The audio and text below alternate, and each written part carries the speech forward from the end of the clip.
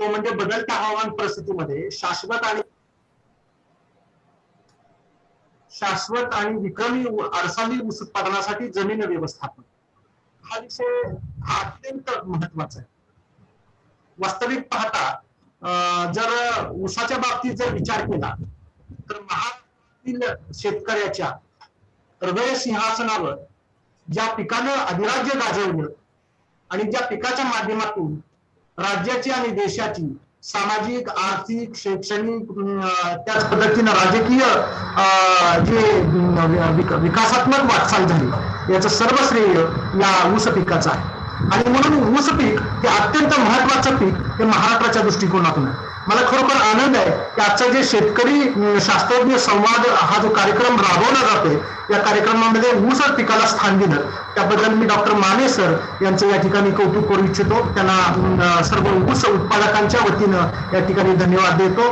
कारण हा जो विषय हा सातत्यानं बाजूला परत गेलेला विषय ऊसाचा जो विषय आहे तो 1 तासामध्ये किंवा 2 तासामध्ये चर्चा करण्यासारखा विषय नाही. ऊसाच्या बाबतीमध्ये जर विचार केला तर आज बदलत्या हवामान परिस्थितीमुळं फार मोठी संकट आहे. आणि जर इतिहास बघितला ऊसाचा तर ऊसामध्ये 2 प्रश्न खूप महत्वाचे. पहिला प्रश्न जो आहे तो म्हणजे ऊसाचं उत्पादन ऊसाखालची जी क्षेत्र आहे ते क्षेत्र मात्र वाढतंय पण उत्पादकता काय वाढत नाही. आणि आमच्या शेतकरी बंधूंनी जर उत्पादन वाढवण्याचा प्रयत्न केला जरी तरी सुद्धा उत्पादन खर्च मात्र वाढतो, नेट प्रॉफिट कमी होतं. आणि या 2 प्रश्नाच्या अनुषंगानं आपण आणखीन पुढे जाऊया आणि ह्याचा कुवा आपण पुढे करणारच आहोत. पण या समोर जे आपला पहिला मुद्दा येतो तो म्हणजे हा शेतकरी ऊस घेतोच का? तर त्याचं सगळ्यात महत्वाचं कारण म्हणजे ऊस हा भारत देशामध्ये किंवा जगभरामध्ये सर्वदूरपणे घेतला जातो. का? तर हे पीक तसं हार्डी पीक आहे. त्याला महाराष्ट्रातल्या गावरान भाषेमध्ये बोलायचं झालं मराठी भाषेत हे कोरडं पीक आहे. म्हणजे शारपट जमीन असू द्या, चुनखड जमीन असू द्या, कमी पाण्याची परिस्थिती असू द्या, अपूर परिस्थिती असू द्या, हे सगळीकडे पीक येतं. शेतकऱ्याला थोडा ना थोडा तरी फायदा त्या ठिकाणी करून देतं. शेतकऱ्याला तोट्यामध्ये जाऊ देत नाही. हा एक भाग जास्त महत्वाचा. महाराष्ट्राच्या पातळीवर जर विचार केला तर आपल्याकडं सहकार चळवळ आहे आणि या सहकार चळवळीच्या माध्यमातून साखर कारखान्याचं एक जाळ हे तयार झालं. अतिशय जगामध्ये आदर्शवत जाळ म्हणजे महाराष्ट्रातली साखर कारखानदारी. आणि म्हणून मार्केट उपलब्ध असल्यामुळे शेतकरी आपसुकच या ऊस पिकाकडे वळत असतो. त्यानंतर रोग आणि किडीचं जे अरिष्ट आहे ते हे पीक निवडा पेरतं. त्यानंतर जर आपण चांगल्या पद्धतीने नियोजन करण्याचा प्रयत्न केला तर त्या नियोजनाला चांगला प्रतिसाद देण्याचं काम हे पीक करतं. आणि त्यामुळं या पिकामध्ये भरपूर फायदा हा शेतकऱ्याला मिळण्याच्या शक्यता जास्त आहे. आणि म्हणून शेतकरी हा ऊस पिकाकडे हा सातत्यानं वळताना आपल्याला दिसतो. आता मगाशीच मी तुम्हाला म्हटलं की आपण साधारणपणे ऊस शेतीचा जर 1950-51च्या कालखंडापासून आतापर्यंत जर सिंहावलोकन केलं तर आपल्या लक्षामध्ये असं येतं की आपलं एकरेज खूप वाढलं. आता खरं तर महाराष्ट्र राज्याचा जर विचार केला तर साधारणपणे 10 लाख हेक्टर क्षेत्र, फार तर 12 लाख हेक्टर क्षेत्र इथपर्यंत आपण ऊसाची लागवड करू शकतो. त्यापुढे मात्र मर्यादा आहेत कारण आता जमिनीच्या मर्यादा सुद्धा यायला लागल्या. आणि म्हणून आता एकरेज तर वाढत गेलं परंतु 50-51 पासून 19-20 चा हा जो 2019-20 हा जो कालखंड जर बघितला त्याच्यामध्ये साधारणपणे 6 ते 8 टन आपण फक्त उत्पादकता वाढवू शकलेल्या ऊसाची ही अत्यंत चिंताजनक बाब आहे. का कोणाचं याकडे दुर्लक्ष होतंय सर्वांचंच. आणि म्हणून आम्ही ही उत्पादकता कशी वाढेल, जमिनीची जी सुपीकता आहे, जमिनीचं आरोग्य आहे ते कसं अबाधित राहील आणि त्याच्यामध्ये सेंद्रिय कर्बाचं जे काही स्टेटस आहे ते कशा पद्धतीने सुधारेल यासाठी राष्ट्रीय कृषी विकास योजनेच्या माध्यमातून एक प्रकल्प आम्ही हाती घेतला. आणि आता आपल्याला इथून पुढच्या कालखंडामध्ये एक अत्यंत शास्त्रीय पद्धतीवर ऊसाचं जर नियोजन आपण केलं तर आणि तरच आपल्याला ऊसाचं उत्पादन वाढेल. परमेश्वराची जी देणगी म्हणून ज्या ज्या जमिनीचा उल्लेख केला जातो, भूमातीचा उल्लेख केला जातो, तिचं आरोग्य अबाधित ठेवणं इथून पुढच्या कालखंडामध्ये ही काळाची गरज आहे. आणि म्हणून आपल्याला एक अत्यंत चांगल्या पद्धतीनं आदर्शवत असं नियोजन जर केलं तर हे चित्र आपण त्या ठिकाणी सुधारू शकतो. आता मी मगापासून तुम्हाला एक गोष्ट समजावून सांगतोय की ऊसामध्ये दोन प्रश्न खूप महत्वाचे आहेत. पहिला प्रश्न जो आहे तो म्हणजे ऊसाचं उत्पादन इतर वाढत नाही आणि वाढवण्याचा प्रयत्न केला तरी त्या ठिकाणी काय होतंय तर आपला उत्पादन खर्च वाढतो, नेट प्रॉफिट त्या ठिकाणी कमी येतं आणि ऊसामधनं फायदा मिळतो. अशा पद्धतीचे चित्र आज दिसत नाही. आणि परंतु जर काही शेतकरी जर बघितले आपण सांगली, कोल्हापूर, साताऱ्याचा काही कराडच्या पासून जर पश्चिम महाराष्ट्राचा जर भाग बघितला तर या ठिकाणी हजारो लोक हे 100 टनाच्या पुढे आता तर जवळपास 165 172 टनापर्यंत एकरी मंडळी पोहोचली. आणि एका बाजूला जर बघितलं तर आपल्या महाराष्ट्रातला शेतकरी हा 35 टनापर्यंत सुद्धा नाहीये, 35 ते 40 टनापर्यंत सुद्धा नाहीये. म्हणजे ही जी विषमता आहे उत्पादकतेमधली ही आपल्याला कुठेतरी भरून काढावी लागेल. आणि हे जर भरून काढायचं असेल तर आधुनिक तंत्रज्ञानाचा अवलंब हा एवढाच भाग त्या ठिकाणी आपल्याकडे राहतो. आणि म्हणून आपण जर का ही जी तफावत येते हे तफावतीचे मुख्य कारण काय आहेत तर सगळ्यात महत्वाचं म्हणजे की अनियंत्रित ऊस लागवड. म्हणजे हंगामनिहाय क्षेत्राप्रमाणे जी ऊसाची लागवड व्हायला पाहिजे लागवड होत नाही. त्यानंतर हंगामनिहाय तोडणीचा जो काही अभाव आहे तो त्या ठिकाणी दिसून येतो. त्यानंतर शास्त्रीय पद्धतीनं आधुनिक तंत्रज्ञानाचा जे काही आराखडा आहे त्याच्या पद्धतीने शेतकरी ऊसाची लागवड त्या ठिकाणी करताना दिसत नाही. पाण्याचा अवाजी वापर त्या ठिकाणी केला जातो, असंतुलित खतांचा वापर त्या ठिकाणी केला जातो, खोरवा पिकाकडे कमालीचं दुर्लक्ष त्या ठिकाणी होतंय. आणि यामुळे महाराष्ट्राची जी ऊसाची उत्पादकता आहे ती त्या ठिकाणी आपल्याला सातत्यानं घडताना दिसत आहे. आणि हे चित्र आताच्या सध्याच्या काळामध्ये खूप गंभीर आहे. कारण गेल्या वर्षीची जर आपली महाराष्ट्राची जर उत्पादकता बघितली तर ती खूपच कमी आहे. म्हणजे मागच्या 2 वर्षापेक्षा जवळपास ती 10 ते 12 टनांनी कमी झालेली आहे. आणि म्हणून ऊसाकडे बघत असताना ऊसाचं उत्पादन वाढीच्या दृष्टिकोनातून ऊसाकडे बघत असताना ऊसाचे 3 आविष्कार मला या अनुषंगानं एक जगद्गुरु तुकोबारायांचा एक अभंग या ठिकाणी आठवतो. मी आवर्जून आपल्याला सांगतो कारण हा माझा कीर्तनाचा अभंग आहे. तुकाराम महाराज ऊसाची ओळख या महाराष्ट्राला करून देताना सांगतात, बाहेरील ऊस कठीण करा माझी रसाचा जिवाळा, ऊस वाढता वाढली गोडी आणि गुण साखर ही त्याची परवड. ऊस हा एक नसून ऊसाचे 3 आविष्कार. पहिला ऊस हा बेनी मळ्यातला ऊस, दुसरा ऊस हा लागणीतला ऊस आणि तिसरा ऊस म्हणजे खोडव्यातला ऊस. परत पुढे तुकोबाराय म्हणतात की 3 आविष्कार बघितल्यानंतर असा ते साध्य करीत असं कारण अभ्यास तुका म्हणे. आणि ऊसाचा जर अभ्यास केला तर या 3 आविष्कारांचं दर्शन आम्हाला त्या ठिकाणी घडतं. हे 3 आविष्कार हे एकमेकांना पूरक आहे आणि या तिघांची सांगड असल्याशिवाय ऊसाचं उत्पादन आपल्याला वाढवता येत नाही. हा भाग खूप महत्वाचा आहे. खरं तर आमच्या शेतकरी बंधूंना मार्गदर्शन होत असताना ही श्रृंखला सांगितलीच जात नाही.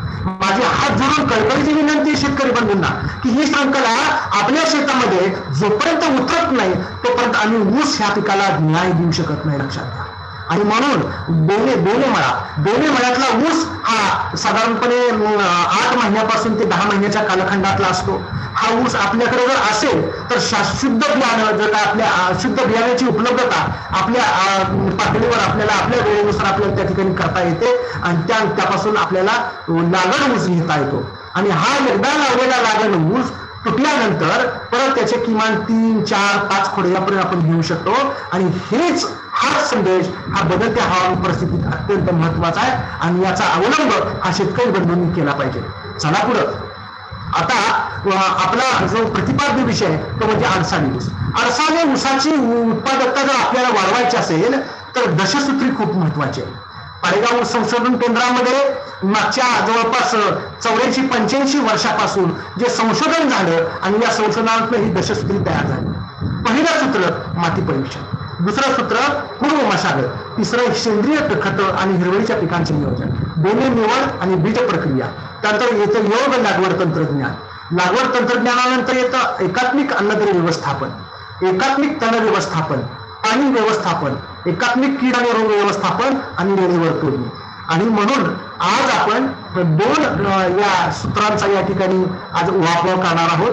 पहिलं म्हणजे माती परीक्षण आणि दुसरं म्हणजे पूर्व मशागत. खरं तर जी जमीन आपण म्हणतो जमीन ज्ञानोबरायांच्या भाषेमध्ये जर सांगायचं झालं तर जमिनीच्या प्रकारानुसार हे त्या पिकांचं नियोजन त्या ठिकाणी केलं पाहिजे. हा विचार जवळपास 750 वर्षापूर्वी मौलींनी ज्ञानेश्वरीमध्ये त्या ठिकाणी साकारला. का भूमीचे मार्गव सांगे कोमाचे नवलव नाना आचार गौरव सुटविण्याचे. खरं तर सुपीक जमीन हा जर विचार आपण घेतला तर त्याचे 3 गुणधर्म आहेत. एक जमिनीचे भौतिक गुणधर्म, जमिनीचे रासायनिक गुणधर्म आणि जमिनीचे जैविक गुणधर्म. आणि हे 3 गुणधर्म ज्या वेळेला योग्य स्थितीमध्ये असतात त्या जमिनीला म्हणतात सुपीक जमीन. आणि म्हणून हे मातीचं प्रारूप आहे. लक्षात घ्या, हे आपल्या भूमातेचं प्रारूप आहे. आदर्शवत भूमातेच्या आरोग्याची स्थिती म्हणजे हे चित्र आहे. काय आहे तर 45% खनिज पदार्थ असावेत, 25% हवेचं प्रमाण असावं, 25% पाण्याचं प्रमाण असावं आणि 5% सेंद्रिय पदार्थाचं प्रमाण त्या ठिकाणी असावं. परंतु झालं असं की आता हवामान बदलाची परिस्थिती आहे, त्याला ग्लोबल वॉर्मिंग म्हणतात, वैश्विक तापमान वाढ म्हणतात, अनेक त्याला परिभाषा वापरल्या जातात. परंतु ही दरवर्षी जे 2 डिग्री सेंटीग्रेडनं तापमान जे वाढतंय, हे वातावरणाचं तापमान जेव्हा वाढतं तर त्याचा जमिनीच्या तापमान वाढीवर सुद्धा त्या ठिकाणी परिणाम होतो. जमिनीचं तापमान त्या ठिकाणी वाढतं आणि जसं जसं जमिनीचं तापमान वाढतं तसं तसं जमिनीमध्ये असणाऱ्या सेंद्रिय पदार्थाचं त्या ठिकाणी विघटन होतं. जमिनीमध्ये खूप सारे जीवाणू आहेत आणि हे जीवाणू आपली जीवन परिक्रमा पूर्ण करण्याच्या अनुषंगानं हे सेंद्रिय पदार्थांचं विघटन पटपट करतात. आणि त्या सेंद्रिय पदार्थाच्या विघटनामधनं कर्बोदके प्रनील वायू म्हणजे त्या ठिकाणी कार्बन डायऑक्साईड हवेमध्ये सोडला जातो.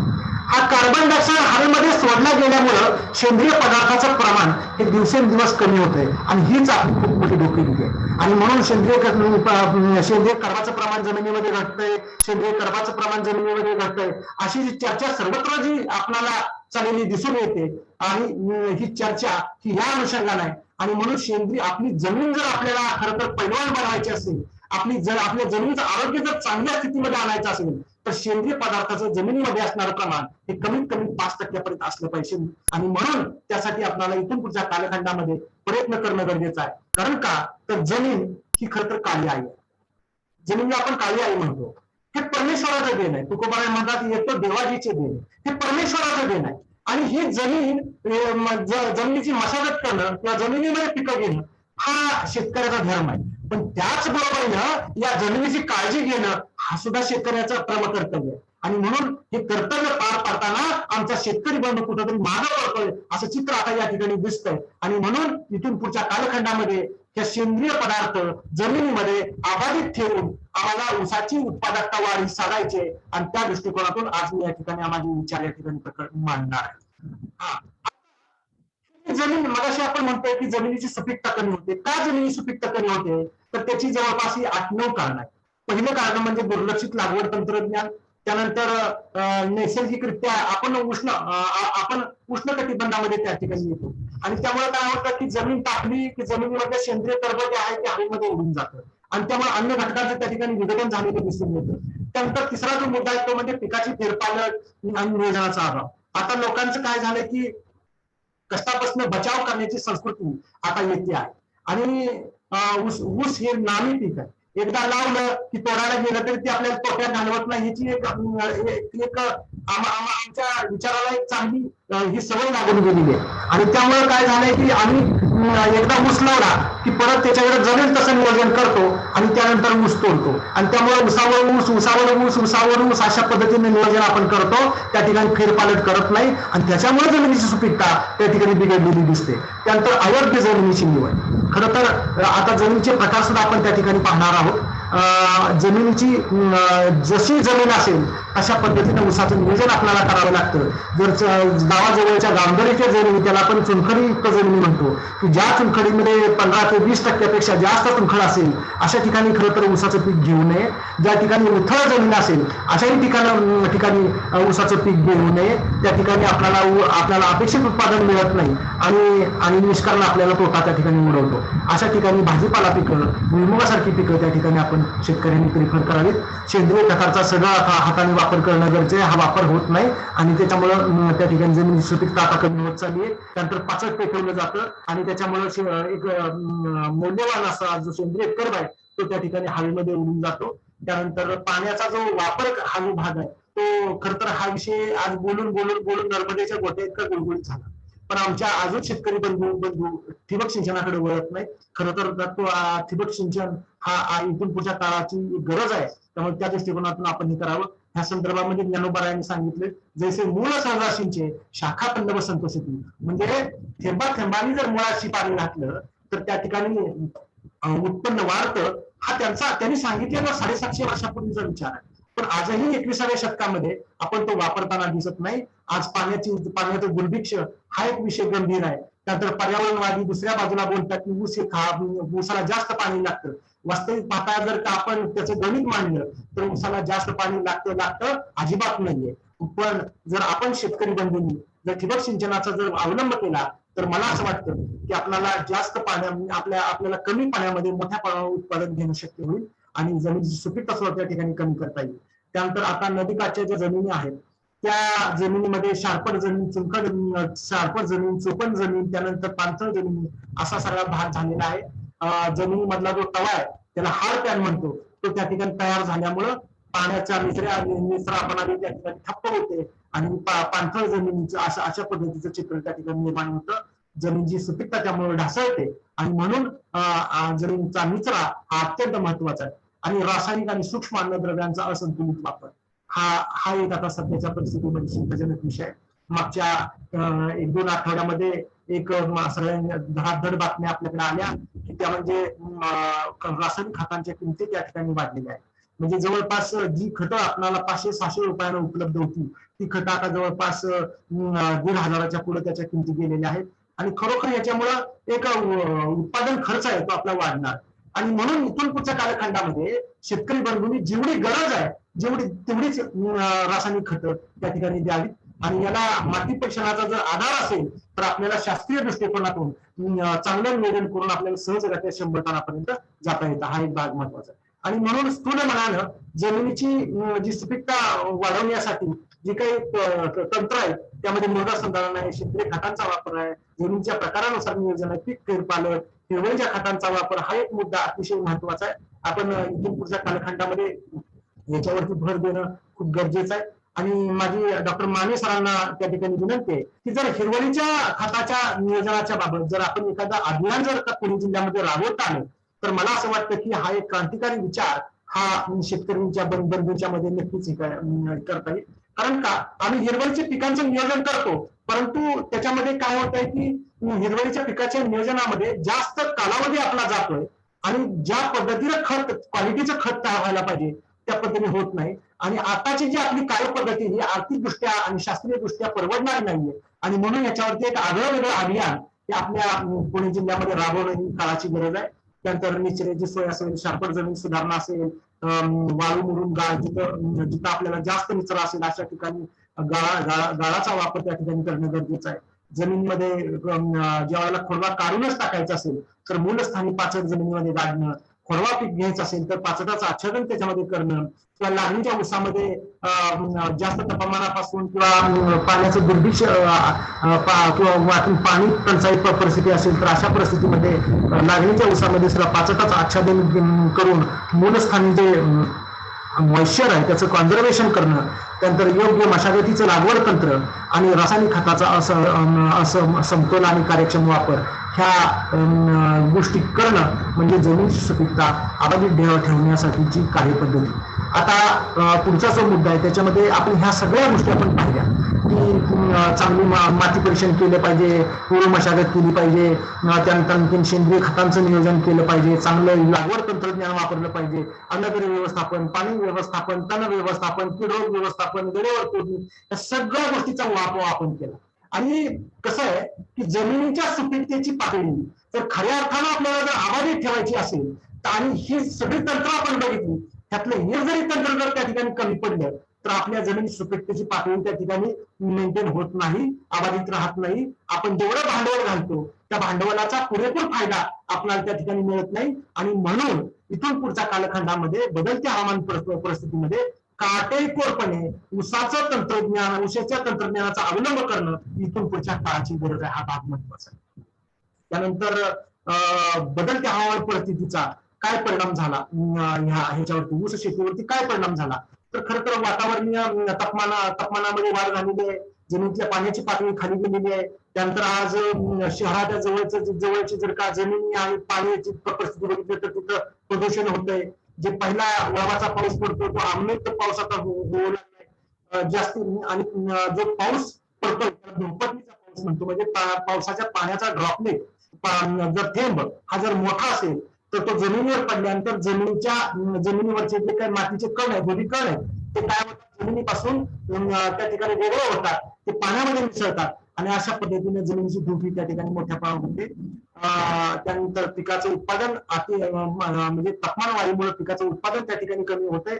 जमिनीचं तापमान वाढल्यामुळे सेंद्रिय कार्बाचं प्रमाण कमी झाल्यामुळे जमिनीमध्ये अनिष्ट परिणाम होत आहेत. जमिनी शार्पड मोठ्या प्रमाणावर होऊ लागलेले आहेत. दुष्काळी परिस्थितीमुळे पिकाचं उत्पादन कमी होतं, याचा अनिष्ट परिणाम जमिनीवर त्या ठिकाणी होतोय. पूर परिस्थितीमुळे सुद्धा पीक धोक्यात येत आहे. त्यानंतर जमिनीवर सुद्धा त्याचा अनिष्ट परिणाम होतोय. त्यानंतर पीक उत्पादनाचा दर्जा ज्याला आपण म्हणतो, क्वालिटी ज्याला म्हणतो, ती त्या ठिकाणी खालावते. आणि शेवटी अन्न आणि पाण्याची सुरक्षितता हाही मुद्दा हवामान बदलामुळे होतोय. आणि म्हणून आपल्याला काटेकोरपणे ऊसाच्या पिकाचं नियोजन हे करणं अत्यंत गरजेचं आहे. आपला आता प्रतिपाद्य जो विषय आहे तो म्हणजे ऊसासाठी उपयुक्त जमीन. खर तर आपल्याकडे एक सरकारी नेहमी म्हणत असतो काय, तर ऊसासाठी मध्यम ते भारी जमिनीची निवड करा.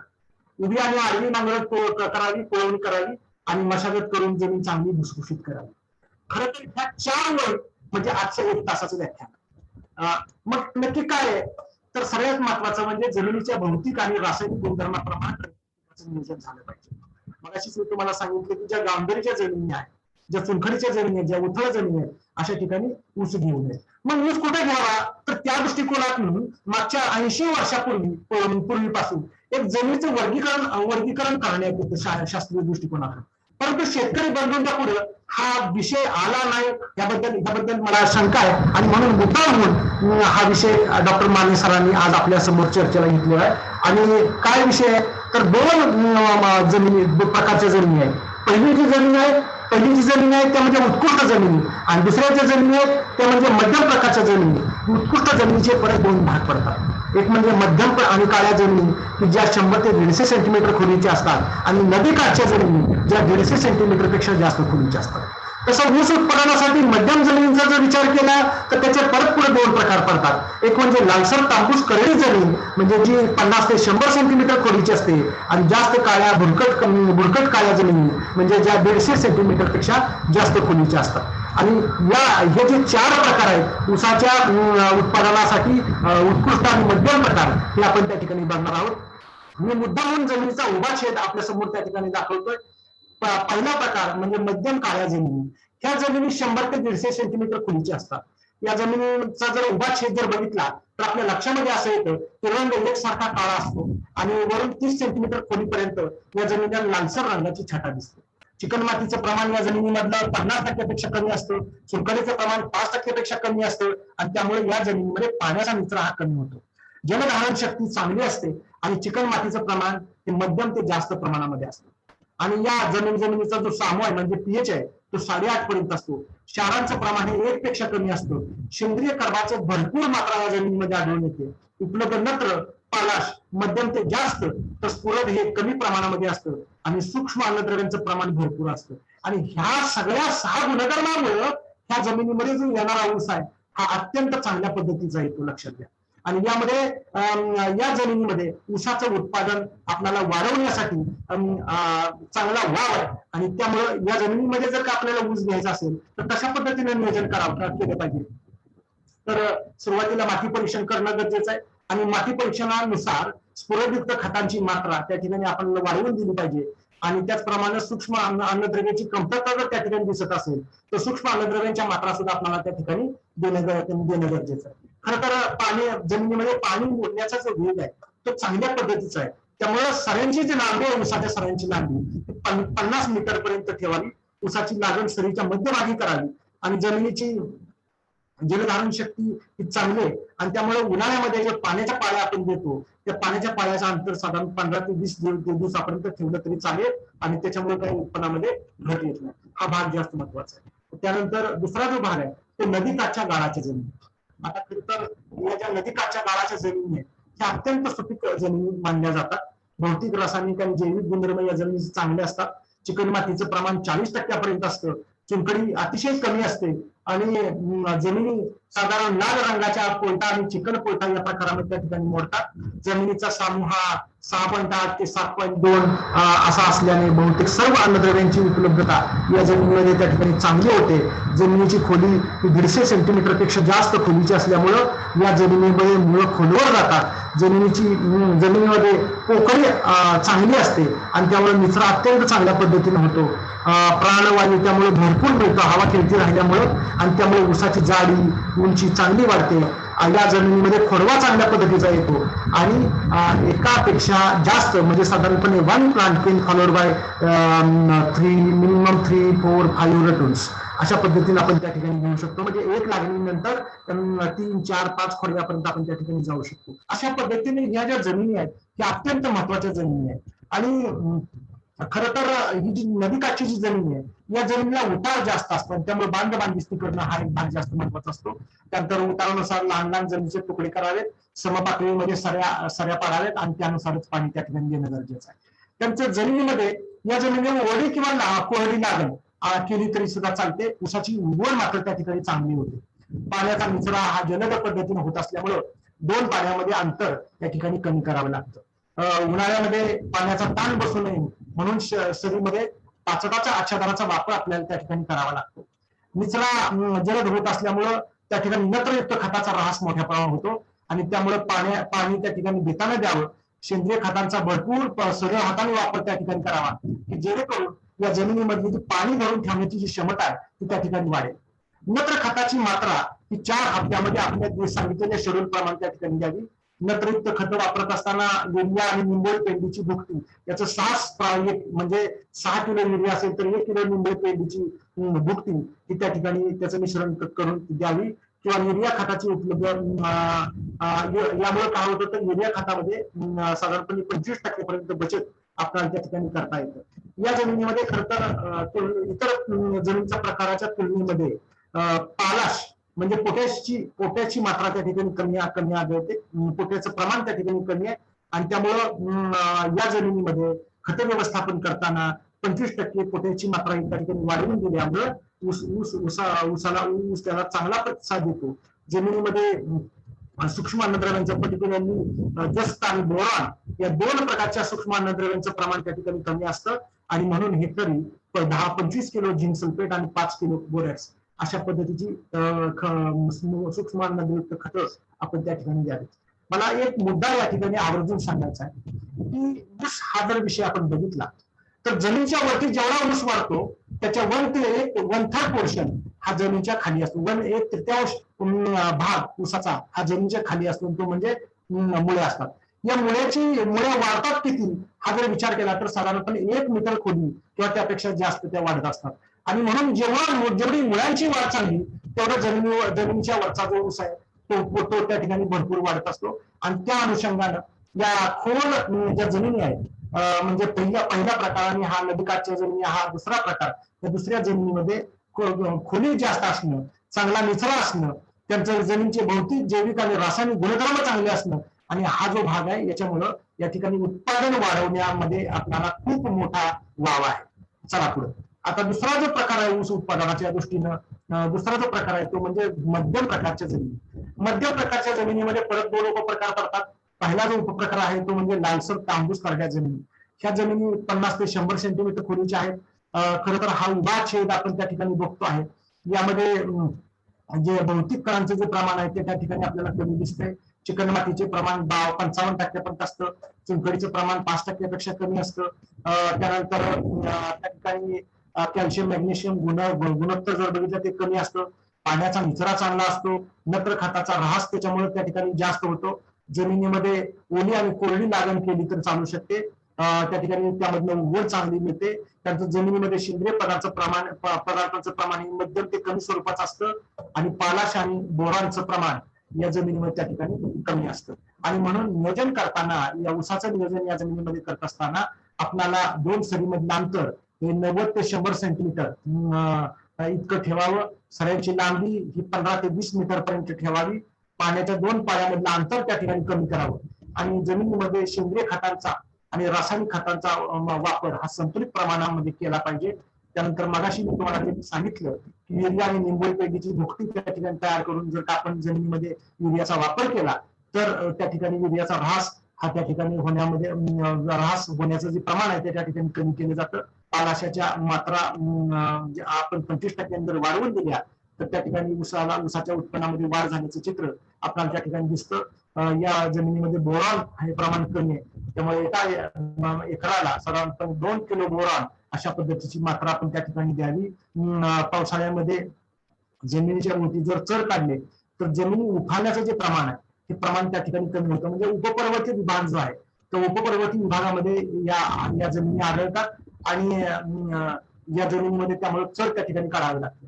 त्यानंतर या जमिनीमध्ये तणांचं प्रमाण फार मोठ्या प्रमाणात आढळून येतं. त्याच्यामध्ये शिपी, केना गवत, हंगामी गवत, एकदल तण ही भरपूर उगवली जातात आणि म्हणून या तण नियंत्रणाचा उपाययोजना ही साधारणपणे पहिल्या 1 महिन्यामध्ये जर केली तर पुढे आपल्याला ऊसामध्ये तणाचा प्रॉब्लेम असा जाणवत नाही आणि आपला उत्पादन खर्च त्यातून वाढत नाही. आणि म्हणून आपल्या तण नियंत्रणाच्या शेड्यूल प्रमाणे ज्यावेळेला आपण ऊस लागण केल्यानंतर 4 ते 5 दिवसांनी जमीन वापशावर येते तर 2 किलो 18 टाक 200 लिटर पाण्यामध्ये मिसळून त्याची फवारणी करावी. आणि ऊस ज्या वेळेला आपला 1 महिन्याचा होतो 1-1.5 महिन्याचा होतो तर त्या ठिकाणी मग संख्या या तणनाशकाची त्या ठिकाणी आपण फवारणी करायची शिफारशीत मात्रेनुसार.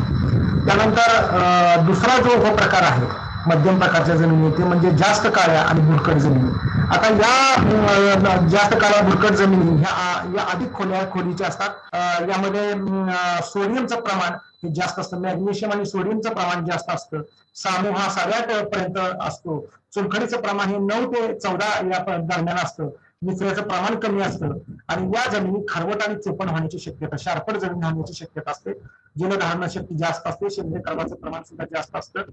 या जमिनी पाण्याच्या पाण्यामधलं अंतर वाढलं की या जमिनीमध्ये भेगा पडतात आणि जमिनीमध्ये नत्र कमी प्रमाणामध्ये असतं, तो स्फुरद हे मध्यम कमी प्रमाणामध्ये असतं. त्यानंतर जमिनीमध्ये वारंवार बागायती दीर्घ मुदतीची पिकं घेतल्यामुळे जमीन हे कडक बनतात, घट्ट बनतात. जमिनीमध्ये हवा आणि पाणी यांचं संतुलन बिघडल्यामुळे मुळांची वाढ चांगली त्या ठिकाणी होत नाही. म्हणजे जवळपास ह्या जमिनी ज्या आहेत त्या जमिनीचं नियोजन जर चांगल्या पद्धतीने नाही केलं तर या जमिनी निश्चितपणे शारपट जमिनी बनतात आणि म्हणून या जमिनीचं नियोजन करत असताना भरपूर खोल मशागत त्या ठिकाणी करावी. त्यानंतर सेंद्रिय पदार्थांचा सगळं हाताने त्या ठिकाणी वापर करावा. माती परीक्षण वारंवार त्या ठिकाणी करणं गरजेचं आहे. त्यानंतर या जमिनीमध्ये कांडी लागणीपेक्षा आता रोप लागणीकडे जाणं आवश्यक आहे. त्यानंतर रुंद सरी वरंबा पद्धत या पद्धतीचा अवलंब त्या ठिकाणी केला पाहिजे. आणि या जमिनीचं जर मॅनेजमेंट व्यवस्थित करायचं असेल तर सगळ्यात महत्वाचा भाग म्हणजे पूर्ण मशागत या जमिनीमध्ये चांगली झाली पाहिजे. शेतकरी बंधू सब सॉइलरचा वापर करत नाही, सब सॉइलरचा वापर त्या ठिकाणी केला पाहिजे. जर आम्ही सब सॉइलरचा वापर केला तर आपलं उत्पादन हे 28% ऊसाचं उत्पादन त्या ठिकाणी वाढतं. आणि त्यानंतर दक्षिणोत्तर लांब आणि खोल साड्या त्या ठिकाणी ठेवाव्यात. खोडगा पिकामध्ये किंवा लागण पिकामध्ये सुद्धा सरीमध्ये पाचटाचं आच्छादन करावं. ज्या वेळेला खोडवा काढूनच टाकायचा आहे त्यावेळेला पाचट त्या ठिकाणी काढण्याची प्रक्रिया करावी, म्हणजे या जमिनी आपल्याला अबाधित ठेवता येतील, या जमिनीची सुपीकता आपल्याला मेंटेन करता येईल. आणि तिसरा जो प्रकार आहे तो म्हणजे समस्ययुक्त जमीन. या 2 प्रकारच्या जमिनी आहेत. एक म्हणजे शारपट जमीन म्हणजे शार्ट अफेक्टेड सॉइल म्हणजे शारपट जमिनी आणि दुसरा म्हणजे चुनखडीयुक्त जमिनी. आता शारपट जमिनीचे खर तर 3 प्रकार पडतात परत: क्षारयुक्त जमिनी, क्षारयुक्त चोपण जमिनी आणि चोपण जमिनी. या जमिनी का बरं तयार होतात तर याचं सगळ्यात महत्वाचं कारण म्हणजे उष्ण आणि कोरडं हवामान. खरं तर मूलतः भारी पोटाच्या जमिनीचा सखल भाग असणं, पाण्याचा अमर्याद वापर करणं आणि वर्षानुवर्ष ऊसासारखं पीक एकच पीक जमिनीमध्ये घेत राहणं, फेरपालटाचा अभाव असणं, या सगळ्या गोष्टीमुळे त्या ठिकाणी जमीन ह्या शारपट बनतात. आणि मग या शारपट जमिनीने आताच सांगितलं शारयुक्त जमीन, क्षारयुक्त चोपण जमीन आणि चोपण जमीन. आता शारयुक्त जमिनीमध्ये जर सुधारणा करायच्या झाल्या तर त्या ठिकाणी खरं तर शारयुक्त जमिनीमध्ये तरी काय तर उन्हाळ्यामध्ये पृष्ठभागावरती असा रांगोळी टाकण्यासारखा एक पांढरा थर जमिनीवरती तयार होतो. त्यामुळे त्या ठिकाणी या जमिनीला पोत चांगला दिसतो, निचरा चांगला दिसतो, पण क्षारांचं प्रमाण जमिनीमध्ये वाढलेलं असतं त्यामुळे पिकांची वाढ त्या ठिकाणी खुंटते. खरं तर शेताभोवती आपण काय करावं यासाठी तर शेताभोवती चोर खोदावे, चांगलं गडगडीत पाणी त्या ठिकाणी द्यायचं म्हणजे क्षारांचा निचरा त्या ठिकाणी होईल. सेंद्रिय पदार्थांचा आच्छादनासाठी चांगला वापर करायचा. जमीन ह्या पडीक ठेवायच्या नाहीत, ताग द्यायचे यासारख्या हिरवळीच्या पिकांचा वापर करायचा. मळी कंपोस्ट, त्यानंतर जिप्सम, गंधक यासारख्या यांचा वापर त्या ठिकाणी करू नये आणि क्षार सहनशील पिकं आपण त्या ठिकाणी घ्यावी. त्यानंतर शारीरिक चोपण जमीन, या जमिनीचा जो पृष्ठभाग आहे तर त्या ठिकाणी पृष्ठभागावर त्या ठिकाणी क्षारांचा थर हा जो पांढरा होतो, पांढरा दिसत असतो, तो त्या ठिकाणी बुडकट झालेला असतो, रेतीसारखा दिसत असतो. तेलकट डागासारखं चित्र आपल्याला त्या जमिनीवर दिसत असतं. जमिनीची जडणघडण बिघडते, म्हणजे जमिनीचा ढेकूळ हा घट्ट बनतो आणि त्यामुळे पिकांची वाढ त्या ठिकाणी थांबते. खरं तर यामुळे काय करावं लागतं तर सब सरफेस म्हणजे भूमी अंतर्गत निचरा प्रणालीचा त्या ठिकाणी वापर करावा लागतो. सिंचनासाठी जे पाणी आहे ते चांगलं वापरावं. बहुतांश आपल्याकडे जे पाणी आहे ते क्षारयुक्त पाणी आहे आणि हे क्षारयुक्त पाणी जर वापरलं तर जमिनी निश्चितच त्या ठिकाणी क्षारफळ बनतात आणि म्हणून आपण चांगलं पाणी, हे खारं पाणी चांगल्या पाण्याबरोबर जर मिसळून वापरलं तर मला वाटतं हे प्रमाण आपल्याला त्या ठिकाणी कमी करता येतं. त्यांच्या तागासारखी पिकं त्या ठिकाणी वापरावी, जमिनी पडीक ठेवू नये, सेंद्रिय पदार्थांचा सगळं हाताने वापर करायचा, सेंद्रिय भूसुधारक आहेत मग मळी कंपोस्ट आहे, स्पेंट वॉश आहे यांचा वापर त्या ठिकाणी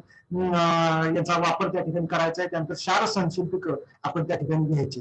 त्यानंतर चोपण जमिनीमध्ये सुद्धा आपण सच्छिद्र पाईप भूमी अंतर्गत निचरा प्रणाली त्या ठिकाणी त्याचा वापर आपण करायचा आहे. सिंचनासाठी चांगलं पाणी वापरायचं आहे, जमिनी सातत्यानं वापशावर ठेवायच्या, उन्हाळा जास्त उघड्या पडून द्यायच्या नाहीत जमिनी. शेणखत, कंपोस्ट, गांडूळ खत, त्यानंतर मळी कंपोस्ट, यासारख्या सेंद्रिय निविष्ठांचा वापर त्या ठिकाणी करायचा आहे.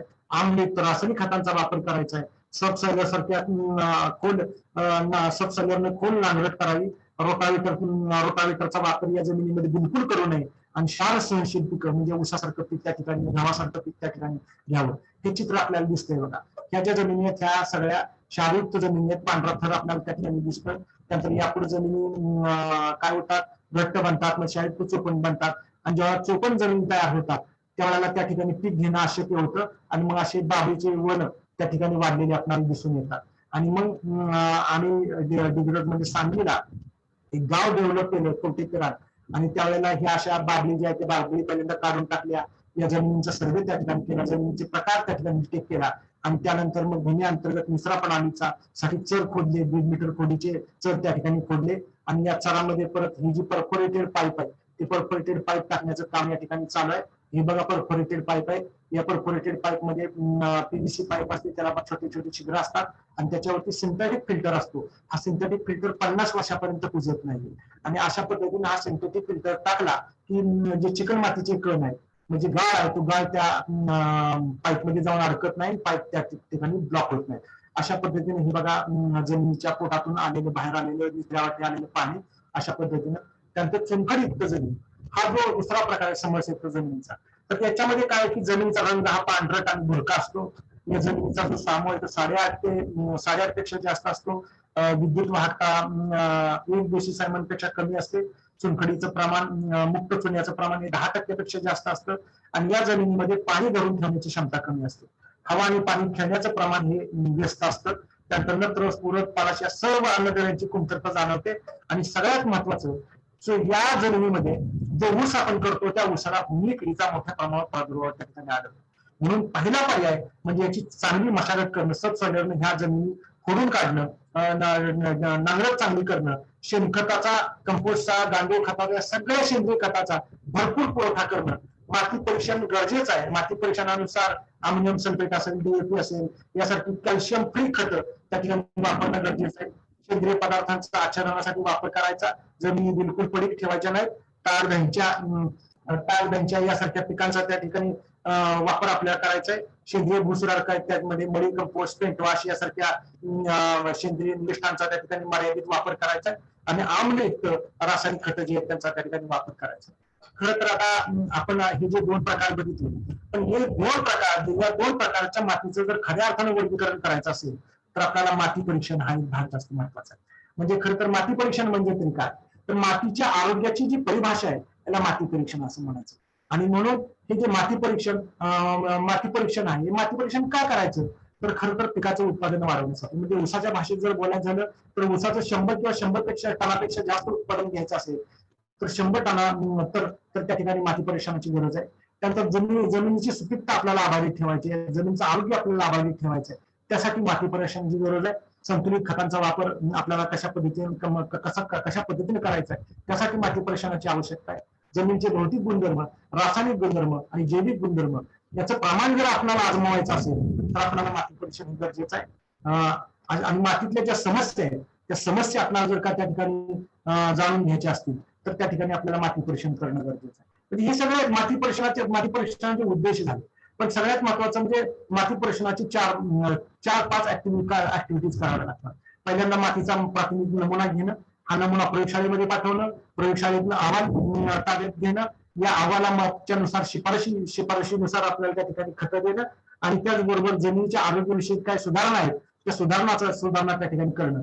हे जे पाच घटक केले तरच माती परीक्षण ह्या संकल्पनेचं त्या ठिकाणी सार्थक ठरतं. मग आता हा नमुना कसा घ्यावा मी मुद्दाम सांगतोय कारण हा विषय अत्यंत जुना विषय आहे, सगळ्यांच्या अंगवारी पडलेला आहे. परंतु आमचे शेतकरी बंधू काय करतात, कुठला तरी मातीचा नमुना घेऊन येतात, देऊन टाकायचा, तो मातीचा रिपोर्ट घ्यायचा आणि ते कशासाठी तर ते ड्रीपचं प्रकरण करायचं किंवा इतर गोष्टीसाठी त्या ठिकाणी हे करताना दिसतात. परंतु जर तुम्ही सांगली कोल्हापूर परिसराचा जर विचार केला तर तिथले शेतकरी मात्र मोठ्या प्रमाणावर माती परीक्षण करून मगच ऊसाचं नियोजन करतात. हे चित्र आमच्या पुणे जिल्ह्यामध्ये दिसत नाही आणि म्हणून आम्हाला जर का आणि म्हणून आमचं उत्पादन 100 किंवा 100 टनाच्या पुढे जात नाही.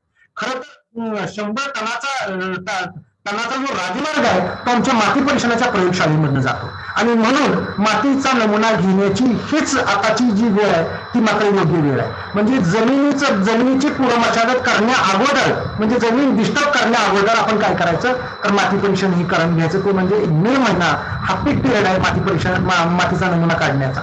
त्यानंतर मातीचा नमुना काढण्यासाठी आपल्याकडे फावडं, खुरपं, गमेलं, गोंडपाट, एक चांगली कापडी पिशवी किंवा प्लास्टिकची पिशवी त्या ठिकाणी असावी. अशा पद्धतीनं त्या ठिकाणी आणि जमिनीच्या प्रकारानुसार 2 हेक्टर क्षेत्रासाठी आपण एक नमुना त्या ठिकाणी घेत असतो. आता आपलं शेत जर बघितलं तर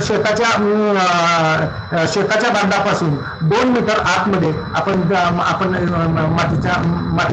मातीचा नमुना घेण्यासाठी क्षेत्र निवडावं. कारण 2 मीटरच्या बांधाच्या कडेचं जे 2 मीटर क्षेत्र आहे त्या क्षेत्रामध्ये बांधावरच्या गवतातला जो कार्बन आहे तो त्या ठिकाणी मिसळलेला असतो आणि त्यामुळे आपल्याला त्या ठिकाणी चुकीचं चित्र निर्माण होऊ शकतं आपल्या माती परीक्षणाच्या अहवालामध्ये. आणि म्हणून बांधापासून 2 मीटर अंतरावरती जर का कुठं झाड असेल शेतामध्ये किंवा शेताच्या बांधावर कुठं झाड असेल तर त्या झाडाची जेवढी सावली ज्या क्षेत्रामध्ये पडत असेल तिथल्या मातीचा नमुना आपण घेऊ नये. त्यानंतर परत पुढं दलदलीचं क्षेत्र असेल किंवा सेंद्रिय खताचा आपण एखाद्या ठिकाणी डेपो मारून ठेवला असेल ते जवळपास तिथलं आपण मातीचा नमुना घेऊ नये. किंवा आपली नित्य वावराची जी जागा असेल, वावरण्याची जागा असेल, उदाहरण असेल, घर असेल, गोठा असेल किंवा आपली नित्य बसण्याची जागा असेल अशा ठिकाणावर मातीचा नमुना आपण त्या ठिकाणी घ्यायचा नाही. आणि मग मातीचा नमुना घेत असताना आपण व्ही आकाराचा खड्डा त्या ठिकाणी काढणं गरजेचं आहे. साधारणपणे 45 सेंटीमीटर खोलीचा व्ही आकाराचा खड्डा त्या ठिकाणी काढायचा. त्यातली भुसभुशीत झालेली माती त्या ठिकाणी बाहेर काढून टाकायची आणि बाहेर काढून टाकल्यानंतर 2 सेंटीमीटर जाळीचा जो मातीचा पापुद्रा म्हणजे स्लाइस वरपासून खड्ड्याच्या शेवटपर्यंत त्या ठिकाणी घ्यायचा आणि असे एका एकरामध्ये साधारणपणे 8 ते 10 ठिकाणावर रँडम ठिकाणावर असे स्पॉट निवडायचे. त्या प्रत्येक स्पॉटवरून अशा पद्धतीनं 45 सेंटीमीटर खोलीचा खड्डा करून अशा पद्धतीने मातीचा नमुना त्या ठिकाणी घ्यायचा आहे. आणि हा नमुना घेतल्यानंतर एका चांगल्या गोंडपाटावर हा नमुना घ्यायचा आहे. त्यानंतर तो एकत्र मिसळायचा, सगळी माती एकत्र मिसळायची, एक ढीप तयार करायचा, त्याच्यामध्ये दगड, गोटे, धसकटे वगैरे सगळी बाजूला काढायचे, जे सेंद्रिय अवशेष असतील ते बाजूला काढून टाकायचे आणि एका ढिगाचे 4 भाग करावे. समोरासमोरचे जर 2 ढिग असतील तर ते काढून टाकायचे. अशा पद्धतीने परत एक ढीग करा, परत त्याचे 4 भाग करा, त्यातले समोरासमोरचे 2 ढीग काढून टाका आणि 2 ढीग परत एकत्र करून मग हा जो अर्धा किलो तयार झालेला जो मातीचा नमुना आहे तो प्राथमिक नमुना पिशवीमध्ये भरायचा. त्याच्याबरोबर तुमचं नाव, पत्ता, सर्वे नंबर, त्या शेताला जे काही उपनाव तुम्ही दिलं असेल तर ते नाव तिथं द्यायचं. त्या शेतामध्ये कुठलं पीक तुम्हाला घ्यायचं आहे, म्हणजे समजा ऊसाचं असेल ऊसाचं पीक घ्यायचं आहे, त्यानंतर मागील पीक कोणतं होतं त्याचा उल्लेख त्या ठिकाणी करायचा आहे. तुम्ही शेतामध्ये फिरत असताना तुम्हाला जाणवतं की माझी जमीन खोल आहे, माझी जमीन मध्यम खोलीची आहे, माझी जमीन उथळ आहे, त्याचा उल्लेख त्या ठिकाणी करा. त्यानंतर आपली जमीन जर शारपड असेल, क्षारयुक्त असेल तर क्षारयुक्त जमीन असल्याचं लिहा, जर चुनखडयुक्त असेल तर चुनखडयुक्त जमीन असल्याचा उल्लेख करा आणि मग ती चिठ्ठी व्यवस्थितपणे त्यामध्ये पॅकिंग करून प्रयोगशाळेमध्ये पाठवावी. खरं तर आपल्या ऊसाच्या शेतामधून वर्षातून म्हणजे साधारणपणे 1 लागण आणि 2 पडवे गृहीत धरले तर 3 वर्षातून एकदा असा मातीचा नमुना आपण त्या ठिकाणी घेतला गेला पाहिजे. त्यानंतर ही जर का मातीचा नमुना जर का आपण त्या ठिकाणी घेतला तर त्या ठिकाणी ज्या वेळेला प्रयोगशाळेमध्ये पाठवला त्या ठिकाणी